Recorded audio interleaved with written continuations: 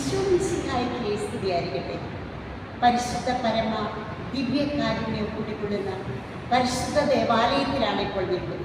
പ്രിയപ്പെട്ടവരെ, ഫ്രാൻസിസ് പാപ്പ ഈ വർഷം ഡിസംബർ 8 മുതൽ ഫെബ്രുവരി 2 വരെ നമ്മോട് പറഞ്ഞിരിക്കുകയാണ്, രണ്ടാം ക്രിസ്തു എന്നറിയപ്പെടുന്ന വിശുദ്ധ ഫ്രാൻസിസ് അസീസിയുടെ ദേവാലയം, ആ ദേവാലയം നമ്മൾ സന്ദർശിച്ച് മാർപ്പാപ്പയുടെ നിയോഗാർത്ഥം വിശ്വാസ പ്രമാണം സ്വർഗസ്ഥനായ നന്മ നിറഞ്ഞ മറിയമേ ത്രിസ്തുതി ചൊല്ലിക്കൊണ്ട് ദണ്ഡവിമോചനം പ്രാപിക്കുന്ന വലിയ അഭിഷേകത്തിൻ്റെ ദിനങ്ങൾ ഡിസംബർ 8 മുതൽ ഫെബ്രുവരി 2 വരെ ഓർക്കുക.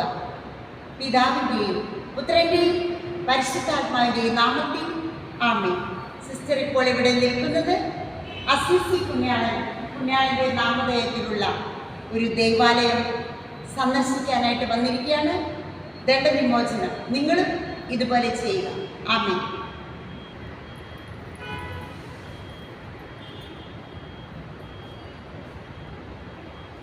വിശുദ്ധ ഫ്രാൻസിസ് അസീസി ക്രിസ്മസിന് ക്രിബ് ഒരുക്കിയിട്ട് ഇതാ 800 വർഷം തികയുകയാണ്.